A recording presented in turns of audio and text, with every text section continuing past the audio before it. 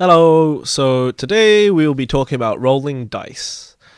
Now, it is rather well known in the fandom by now that in writing the Leviathan fight, Wildbow actually rolled dice on who was going to die and not. And different characters had different odds, but everybody, including Taylor, had a chance of dying. Now, if Taylor did in fact die, we would have seen the rest of the story from Aegis's point of view until something happens, yada yada. But instead, Taylor lives, and the story goes as it does.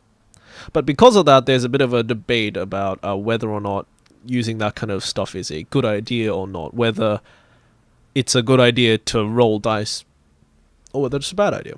Why is this good or why is it bad? It's a bit of both. Because it takes agency out of the hands of the creator. It's completely random, and that is both the appeal and why people don't like it.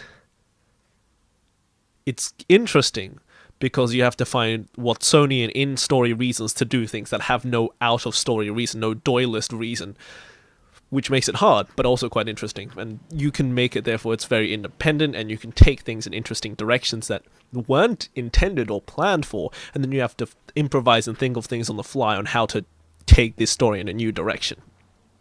But because you don't have a reason to do anything, that's also a bad thing.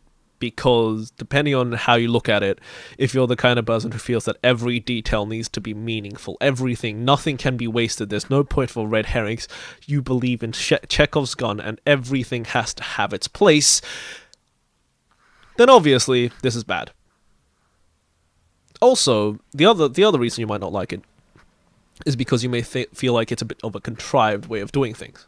And it just shows the mark of a lazy creator who doesn't, or careless creator, a lazy or careless creator who doesn't actually care much about what they're doing and are just doing it because it's less effort. Now, obviously, that may not be the actual point of view. Maybe you just believe that doing it this way leads to less care long term, and you don't get a reason